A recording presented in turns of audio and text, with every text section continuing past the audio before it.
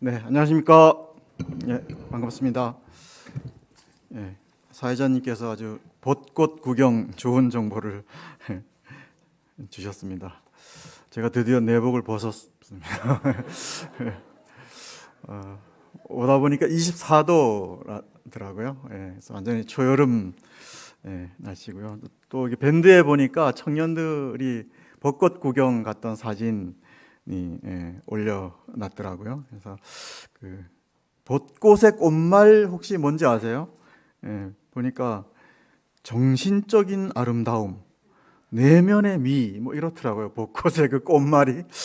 뭐 왜 그렇게 지었는지는 모르겠는데, 벚꽃 보시면서 내면의 아름다움 한번 생각해 보셨으면 좋겠고요. 일본은 또 꽃말이 다르더라고요. 일본은 부와 번영을 상징하는 게 벚꽃 꽃말이라고 합니다. 일본의 국화가 뭔지 모르시죠? 일본의 국화는 없답니다. 벚꽃이 아니고 왜 그런지 모르겠는데 우리 믿음의 청년들이 저는 벚꽃보다 아름답다 그렇게 생각이 들었습니다. 사진을 보면서 오늘 함께 나눌 말씀 제목은 진노의 하나님, 진노의 교리입니다. 죄송합니다. 이거 날씨가 좋은데 제목이 약간 좀 그런데 오늘 말씀은 로마서 1장 18절에서 32절까지 말씀이고요. 저와 여러분이 한번 18절에서부터 25절 7절만 같이 교독해 보시겠습니다. 로마서 1장 18에서 25절까지입니다. 찾으셨죠? 제가 18절 읽겠습니다. 하나님의 진노가 불의로 진리를 막는 사람들의 모든 경건하지 않음과 불의에 대하여 하늘로부터 나타나나니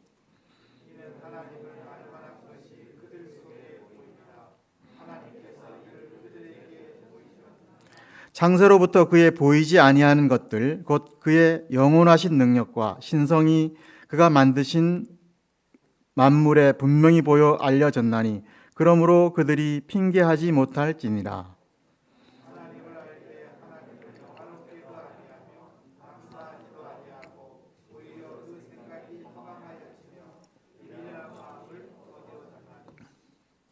스스로 지혜 있다 하나 어리석게 되어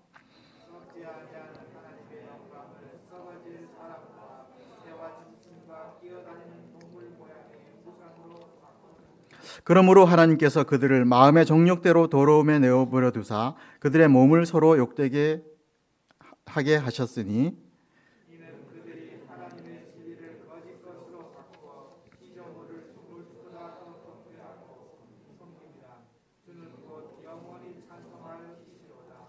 네, 감사합니다. 오늘은 로마서 1장 마지막 14구절인데요. 될 수만 있으면 피하고 싶은 구절이죠. 길을 막고 구렁이 담 넘어가듯 2장으로 넘어가고 싶은데요. 하나님 말씀이기 때문에 그러면 안 되겠죠. 오늘은 이제 제목에서도 말씀드렸듯이 진노의 하나님이 나옵니다. 진노의 진자는 뭐 천둥벼락할 때 울의 진자고요. 노는 뭐 성렐로자입니다. 하나님이 천둥과 같이 이렇게 노하신다 그런 뜻이 있는데요. 초대교회의 대표적인 이단이 영지주의라고 했잖아요. 이 영지주의자들은 보편 구원론을 주장을 했습니다. 그러니까 하나님은 화를 전혀 안 내시는 분, 아주 인자한 아버지, 인자한 할아버지 이런 모습만 강조하면서 때가 되면 뭐 의인이든 악인이든 누구나 다 구원받는다 이렇게 주장한 것이 보편 구원론입니다. 뭐 때가 되면 뭐 김정은, 뭐 푸틴 뭐 이런 사람도 다 구원받는다 이렇게 주장을 했고요. 그러니까 지옥이 필요가 없는 거죠. 지옥 갈 사람이 아무도 없으니까 그렇게 이제 주장을 했는데 오늘 본문의 진노의 하나님은 이런 주장을 아주 반박 공격을 하고 있습니다. 우리가 복음을 전할 때도 아주 좀 점잖게 스마트하게 좋은 게 좋은 거라고 그렇게 축복의 말로만 전하고 싶은 생각이 들죠. 뭐 예를 들면 뭐 복음을 믿으면 뭐 행복해집니다. 뭐 복음을 믿으면 뭐 병에서 나움 받습니다. 부자 되고 뭐 잘 살게 됩니다. 이렇게 이제 전하고 싶은데요. 이렇게만 전하면 뭐 완전히 틀린 말은 아니지만 어쨌든 반쪽 복음이라고 할 수 있습니다.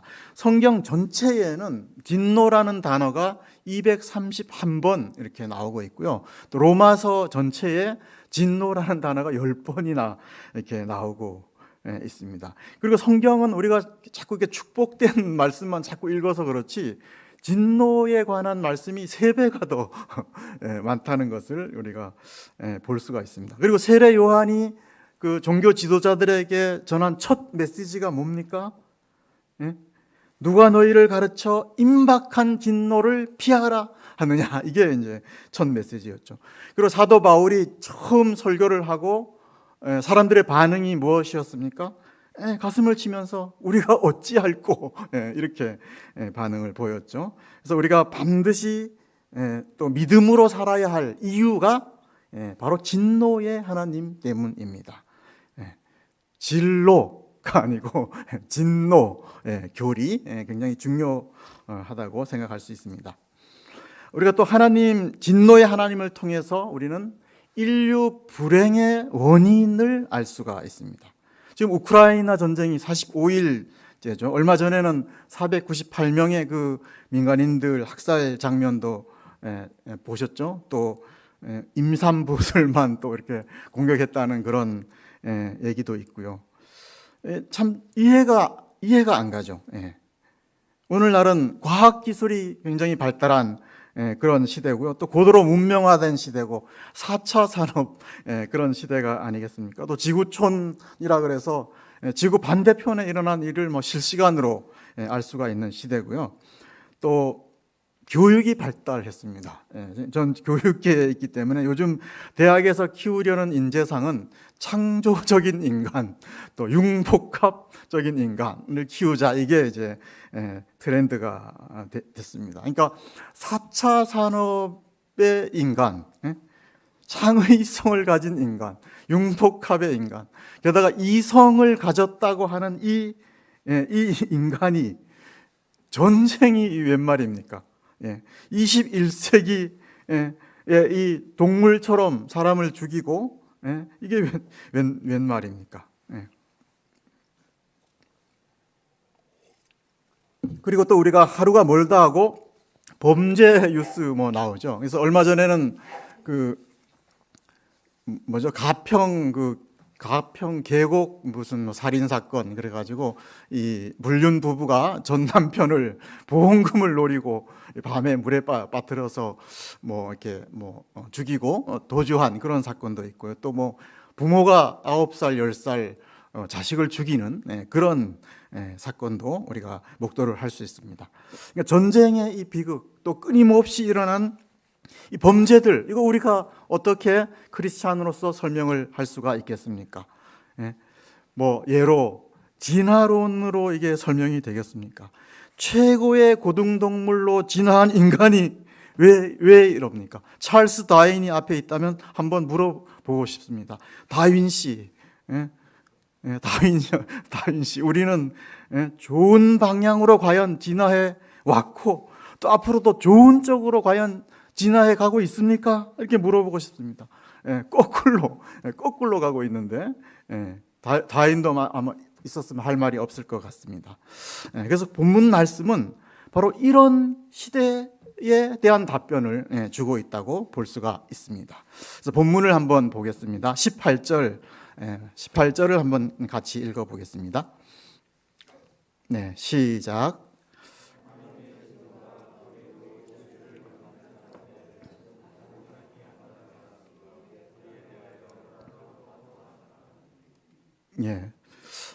뭐 세상이 이렇게 된 원인 이라기보다는 하여간 하나님의 진노가 하늘에서부터 나타났기 때문이라고 하는데요.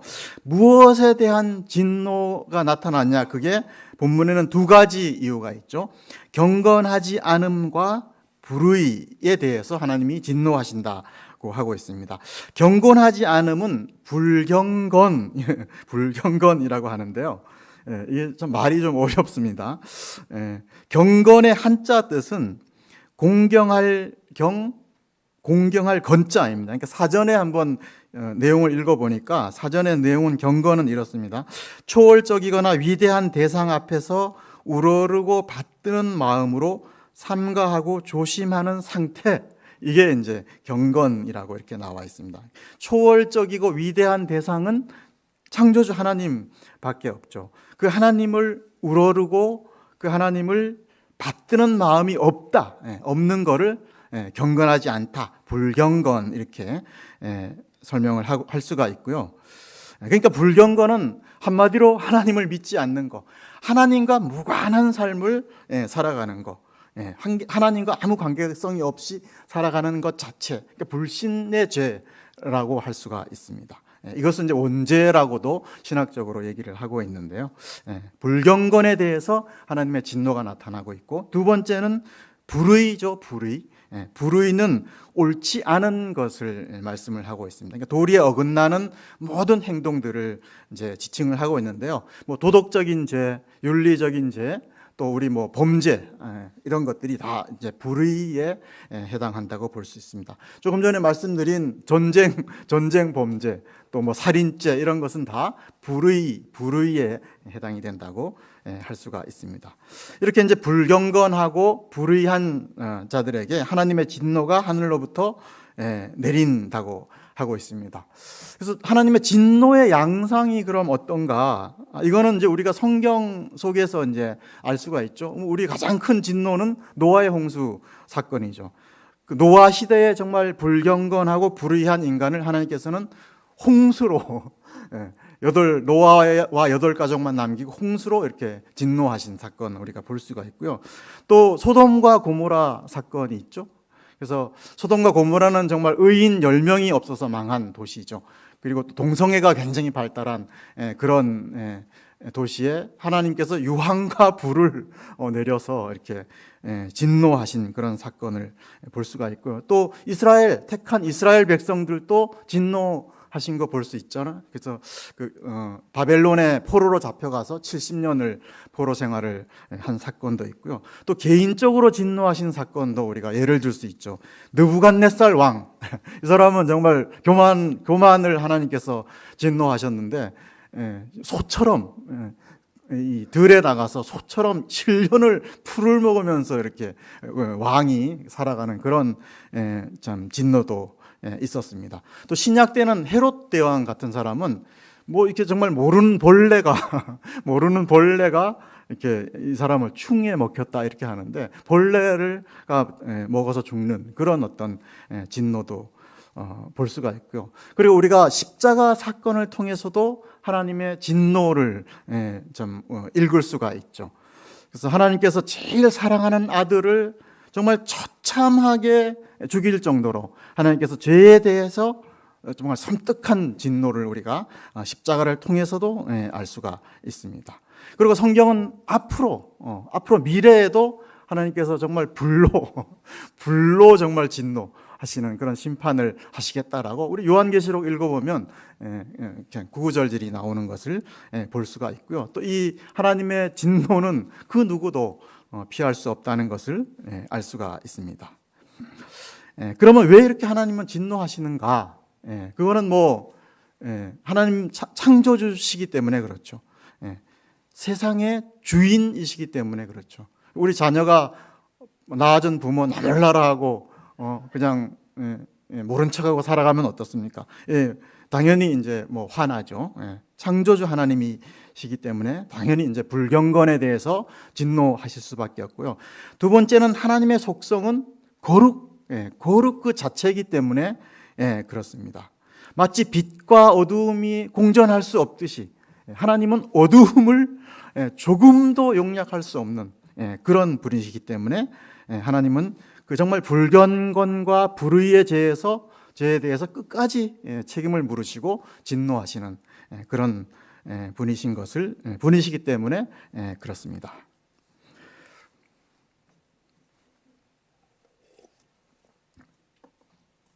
그럼 이제 우리가 이쯤에서 이런 생각이 들죠. 하나님 진노하시는 게 너무 너무하신 거 아닌가? 예? 예. 하나님을 이제 알았던 유대인들에게만 진노를 하면 되지. 아니 그 하나님에 대해서 전혀 몰랐던 8,000km나 이스라엘에서 떨어져 있던 이 뭐 대한민국에까지 이렇게 진노를 이방인들에게까지 진노를 하시는가? 뭐 이런 질문 우리가 할 수가 있죠. 그리고 또 이순신 장군은 구원 받았습니까? 뭐 이런 질문 또 하지 않습니까? 그래서 이런 질문에 대한 이제 논증을 사도 바울은 19절부터 하고 있습니다. 19절을 한번 읽어보겠습니다. 시작.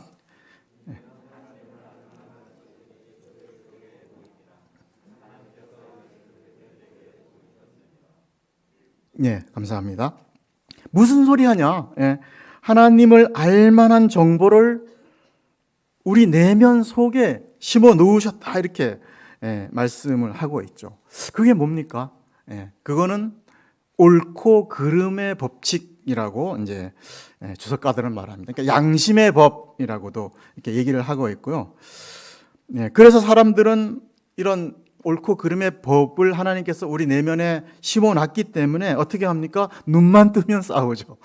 네가 옳으니 내가 옳으니 이렇게 싸우고, 혹시 또 오늘 아침에도 한바탕 하고 오신 성도님 있을지도 모르겠습니다. 그리고 교통사고 일어나면 사고 수습은 뒷전이고 멱살부터 딱 잡잖아요. 네가 잘못했냐? 내가 잘못했냐? 이런 거를 가리느라고. 그래서 옳고 그름의 어떤 그 속성, 그거는 인간만이 가지고 있는 하나님께서 심어놓은 고유한 어떤 본성이죠.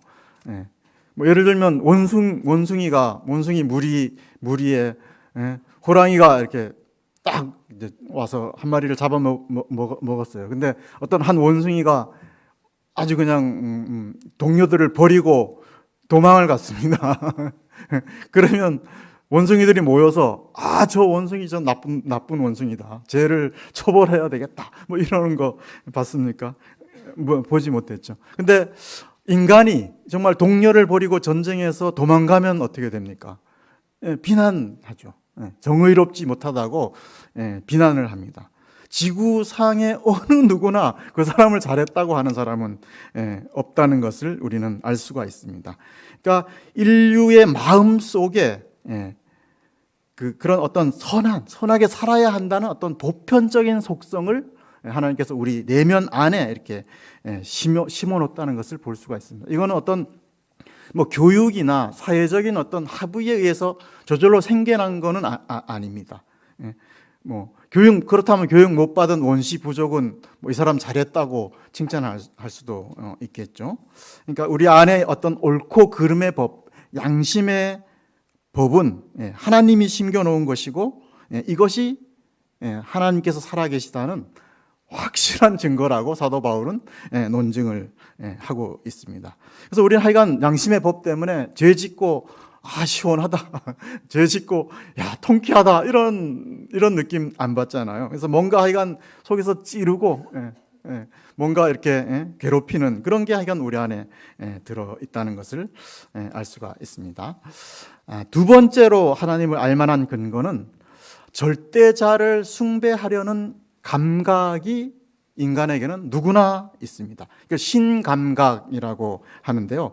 인간이 사는 어떤 곳에든 숭배의식이 다 있습니다. 저 아마존, 저 아프리카, 또 호주 그 원주민, 거기에도 하여간 뭔가 누군가를 절대자를 숭배하는 그런 것을 어디 가든 찾아볼 수 있습니다. 어디 가든 물 떠놓고 빌고 있는 그런 게 있고요. 뭐 돌멩이 쌓아놓고 하여간 뭔가 이렇게 비는 그런 있고요. 또 죄 씻으려고 동물 잡아서 피 흘리고 이런 그런 유사한 것이 어디 가든 인간에게는 있습니다.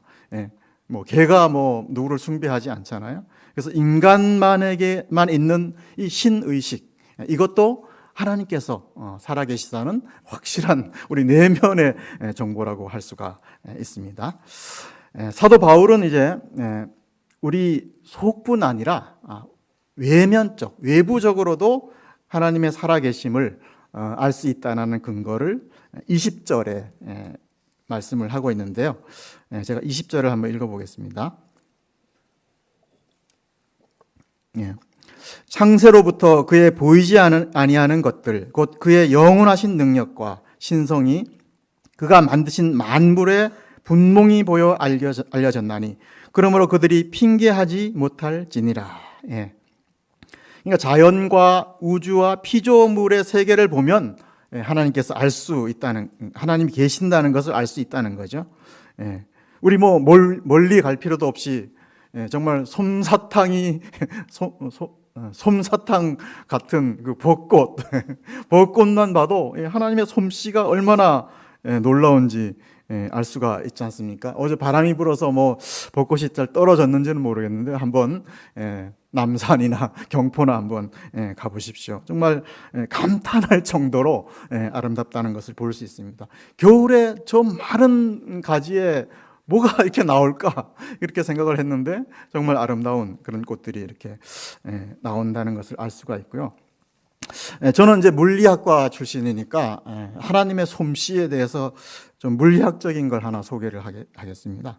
혹시 뭐 미세 조정 우주, 뭐 미세 조정 상수, 뭐 이런 거 혹시 들어보셨습니까? 이걸 좀 소개하려면 욥기 38장 32, 33절을 제가 먼저 읽어드려야 할 것 같습니다. 제가 욥기를 한번 읽어드리겠습니다. 너는 별자리들을 각각 제때에 이끌어낼 수 있으며 북두성을 다른 별들에게 이끌어갈 수 있겠느냐? 내가 하늘의 궤도를 아느냐? 하늘로 하여금 그 법칙을 땅에 베풀게 하겠느냐? 이런 욥기 말씀이 있습니다. 하나님께서 별의 궤도와 땅의 법칙들을 다 이렇게 정하셨다, 그런 말씀이 있는데요.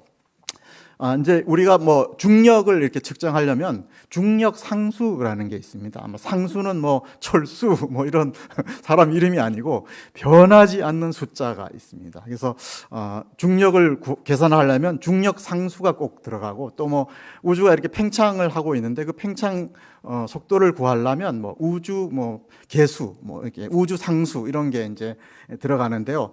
그 상수 값이 아주 미세하게만 변해도 온 우주에는 우리 이런 형태가 다 존재하지 않는다. 이게 이제 이런 미세 조정, 하나님께서 그런 미세한 부분을 다 세밀히 살피고 조정하고 계신다. 이게 미세 조정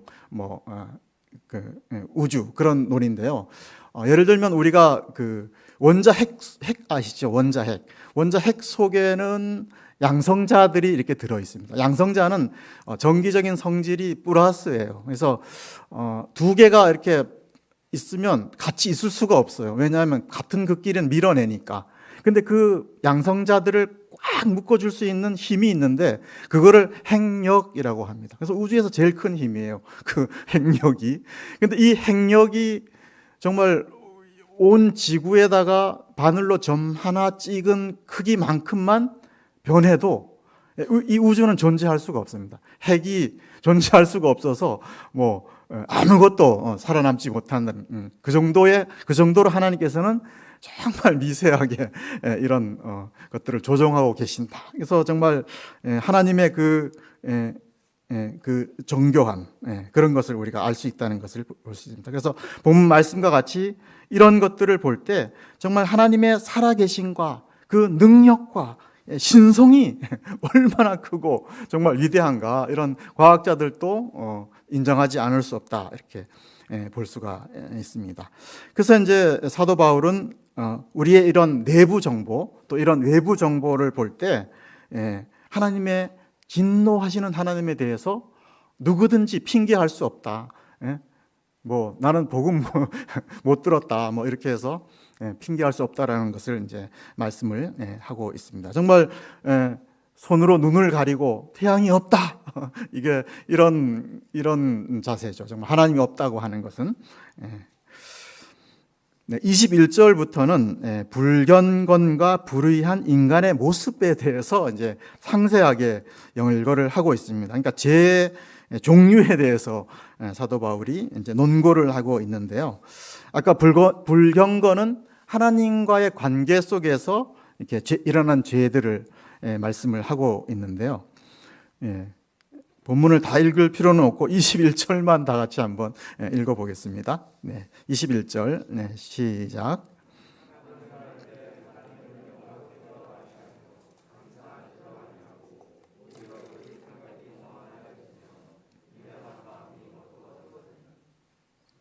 네, 감사합니다. 첫째로 불경건의 죄는 하나님을 알되 하나님을 영화롭게 하고 하나님께 감사하지 않는 게 이제 불경건의 죄라고 이렇게 하고 있죠. 영화롭게 한다는 뜻은 아름답게 하다, 확대하다 이런 뜻이 담겨 있습니다.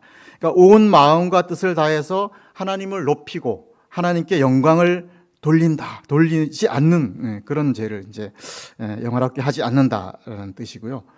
그래서 세상 모든 피조물은 다 하나님의 영광을 나타내기 위해서 존재를 합니다. 벚꽃 사실 뭐 인간 보기 좋으라고 있는 건 아니에요. 하나님의 영광을 그 모습 자체로 드러내고자 이제 있는 건데, 인간만이 이 하나님께 영광을 안 돌리고 있죠. 피조물 중에서 인간은 하나님께서 창조하신 창조물 중에 최고의 존재, 하이라이트의 존재잖아요. 하나님의 형상을 닮은 아주 고귀한 존재로 만들어 주셨는데, 이 은혜는 모르고 하나님 자기만 아름답게 하나님의 자기 영광을 위해서 이렇게 살고 있는 모습을 볼 수가 있고요. 두 번째로는 또 감사하지 않는 것도 불경건의 죄라고 할 수 있습니다.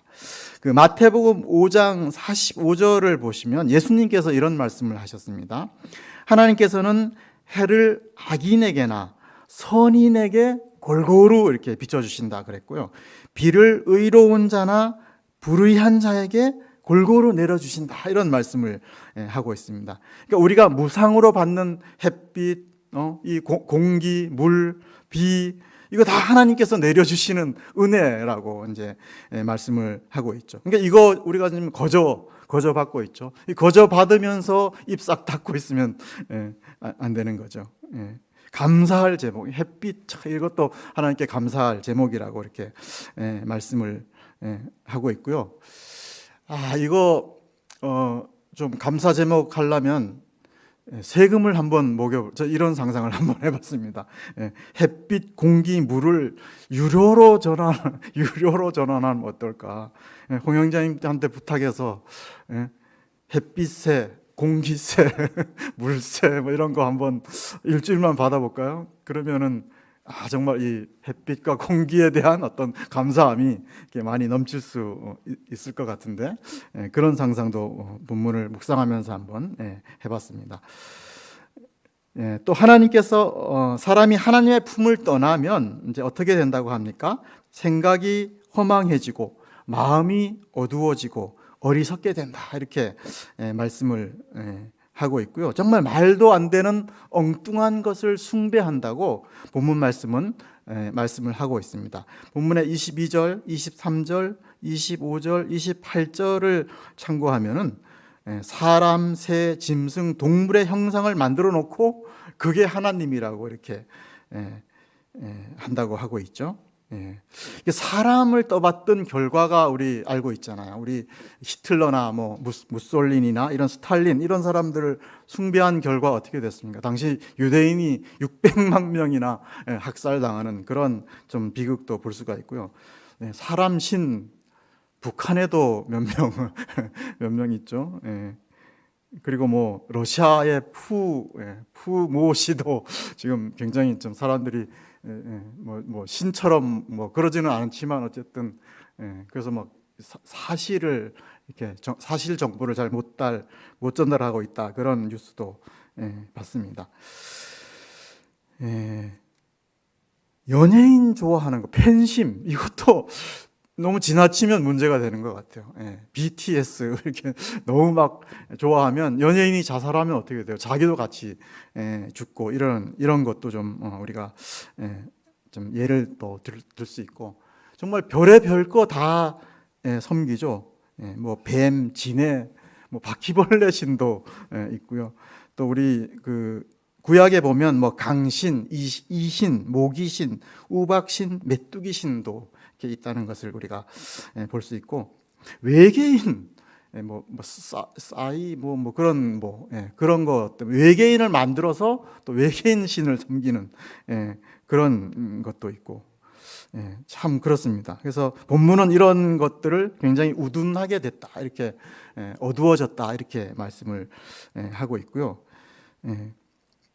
저는 그 에베레스트에 사람들이 등반을 하다가 1년에 한 400명씩 거기서 죽는답니다. 거기 7,000m에서 거기 올라가다가 1년에 400명씩 죽는데요. 그래서 저는 산악인들한테는 죄송한 말씀입니다만 거기 왜 올라가는지 좀 모르겠어요. 거기 금덩어리가 꼭대기에 있는지 아니면 올라가면 정말 로또가 거기에 있는지 왜 올라가면서 이렇게 죽고 가족에게 고통을 주는지 저는 참 모르겠습니다. 이게 참 우둔한 거 아니겠습니까? 또 쓸데없는 경쟁하잖아요. 우리 이렇게 대학에서는 그 청년들이 이제 처음 입학하면 술 먹기 경쟁 이런 거 합니다. 그래서 양동이로 술을 퍼먹다가 죽는 일도 이게 소소치 않게 이렇게 벌어지는데요. 이게 참 우둔한, 하나님을 떠났을 때 참 우둔한, 쓸데없는 이런 목숨 거는 그런 경우를 볼 수가 있습니다. 또 어리석게 된 가장 큰 것 중에 하나는 진화론을 믿는 거죠. 그래서 진화론의 허구성에 대해서는 다른 형제님들이 많이 교제를 해주셨으니까 넘어가도록 하겠습니다. 또 믿으라는 성경은 안 믿고 점쟁이, 도사 이런 또 사람들의 말은 많이 믿죠. 그래서 그 2017년 통계에 보니까 무당과 역술인이 한 100만 명 정도가 있고요. 이게 계속 늘어나는 추세랍니다. 정년퇴직이 없기 때문에 이쪽 계열로 나가는 분들이 자꾸 늘어나는 그런 시대라고 하고 있고요. 그 본문의 25절 상반절 말씀을 보시면 하나님의 진리를 거짓 것으로 바꾼다, 이런 이제 표현이 있는데, 이거는 주석에 보니까 신화를 말씀을 한다고 합니다. 그러니까 신들끼리 막 싸우는 그런 모습을 그린 그리스 로마 신화 같은 거, 이런 것들을 말합니다. 우리도 단군 신화가 있죠. 그래서 곰이 마늘 먹고 사람이 돼서 우리 조상이 됐다, 이렇게 신화를 만드는 그것도 이제 하나님을 인간의 수준으로 끌어내려서 자기들 손으로 막 주물려는 그런 어떤 그 마음이 반영된 게 이제 신화라고 이렇게 하고 있습니다. 이제 두 번째 사도 바울이 이제 논고를 하는 것은 불의의 양상입니다. 불의의 죄들을 24절부터 32절까지를 열거를 하고 있는데요. 굳이 이 부분은 읽을 필요가 없겠습니다. 한번 눈으로 한번 쭉 한번 읽어 주십시오.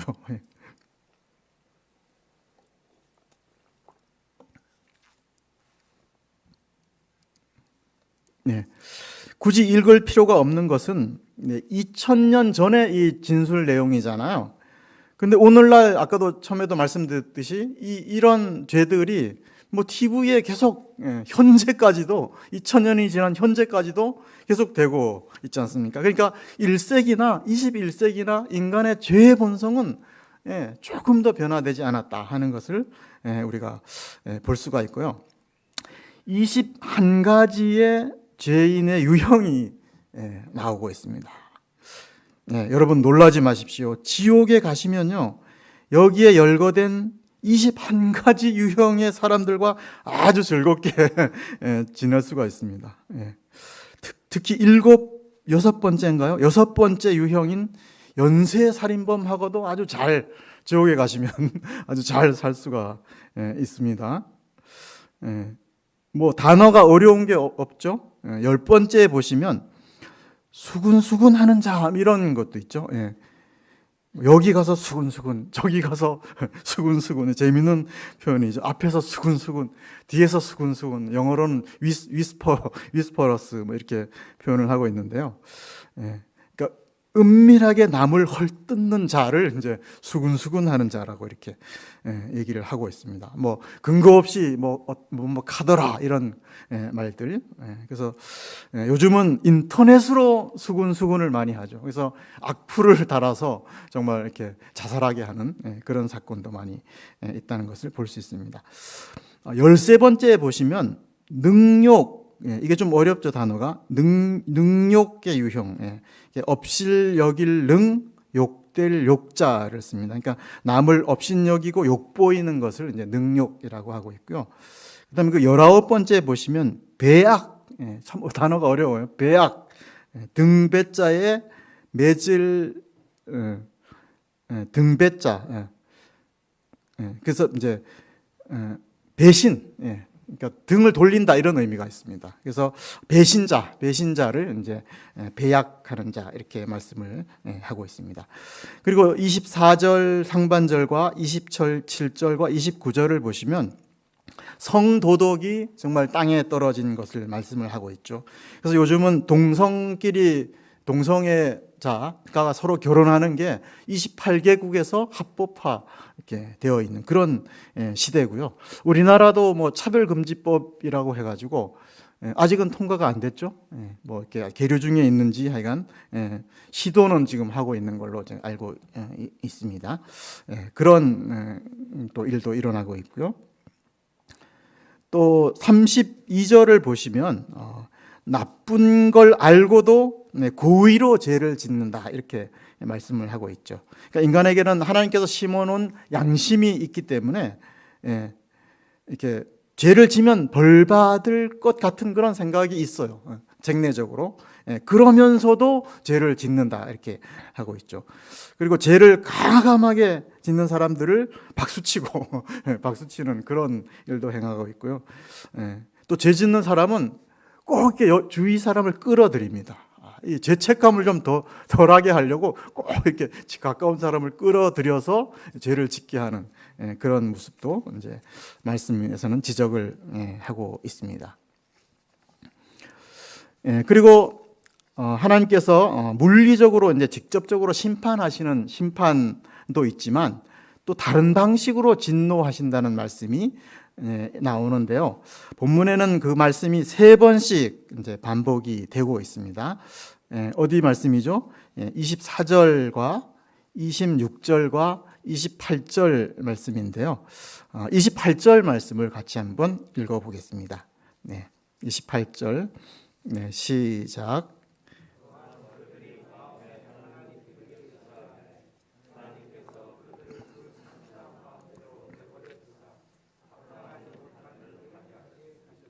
네, 감사합니다. 우리가 하나님을 마음에 두기 싫어하니까 하나님도 당연히 우리를 마음에 두기 싫어한다. 그런 의미죠. 근데 문제는 인간이 하나님의 품을 떠나면 마치 고삐 뿔린 망아지처럼 될 수밖에 없다는 거죠.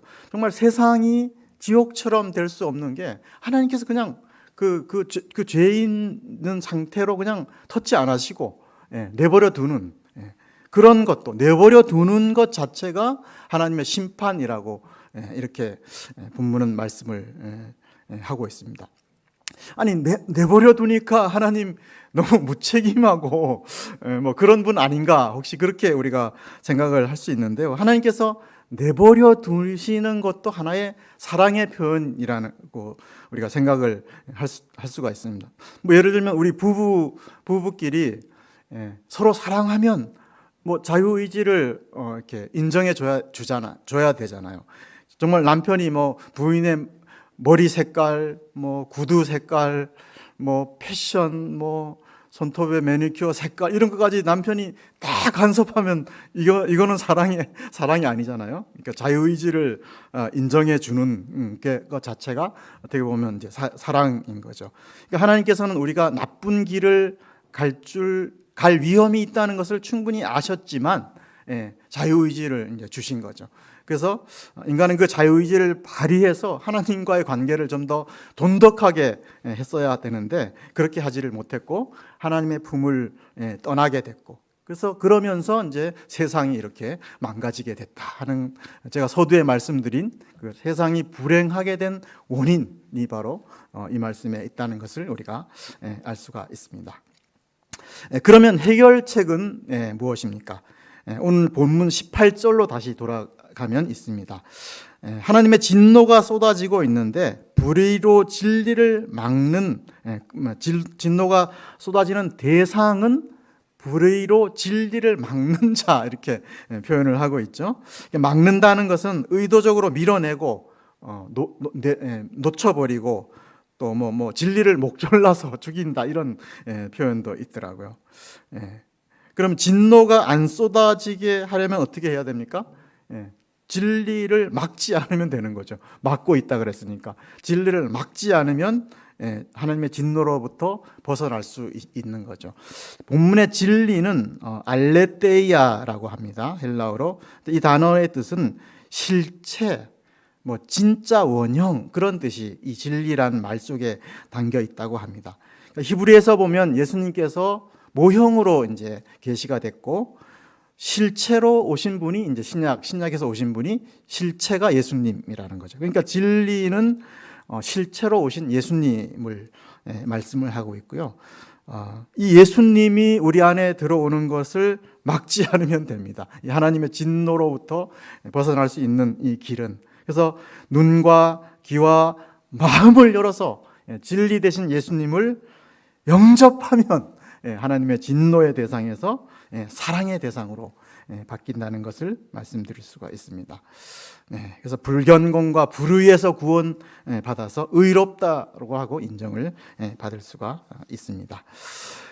끝으로 25절 하반절만 보고 마치도록 하겠습니다.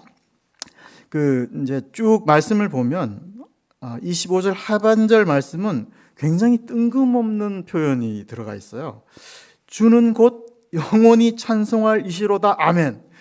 막 불경건 불의 막 이런 거 얘기하다가 사도 바울이 갑자기 뭐라 그래요?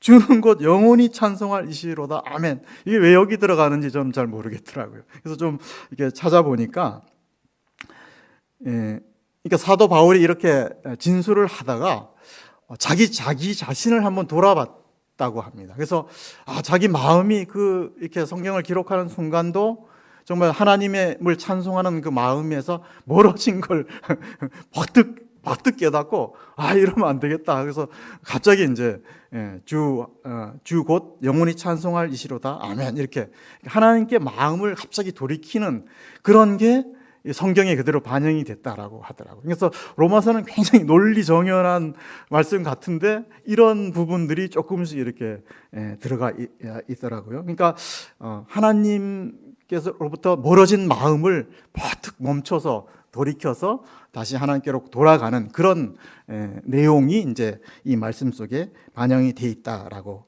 할 수가 있습니다. 그래서 우리도 주님으로부터 좀 멀어진 마음, 멀어진 성도가 있다면 딱 멈추고 다시 돌아갈 수 있기를 기도하고요. 또 아직도 하나님을 마음에 두기 싫어하는 그런 분이 있다면 빨리 하나님의 품으로 돌아와서 또 하나님의 이 진노로부터 벗어나서 참다운 생명을 누리는 삶을 살 수 있기를 기도하면서 저의 메시지는 여기서 마치도록 하겠습니다. 기도하겠습니다.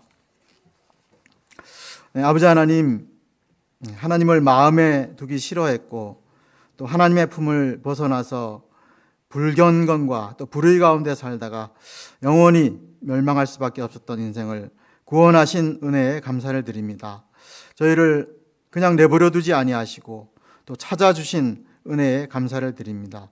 강릉 명지로교회를 통해서 많은 영혼들이 또 진리를 영접하고 또 진노의 하나님을 벗어나서 생명을 누리는 삶을 살 수 있게 인도하여 주시옵소서. 모든 것을 감사드리올 때 예수 그리스도의 이름으로 기도하였습니다. 아멘. 감사합니다.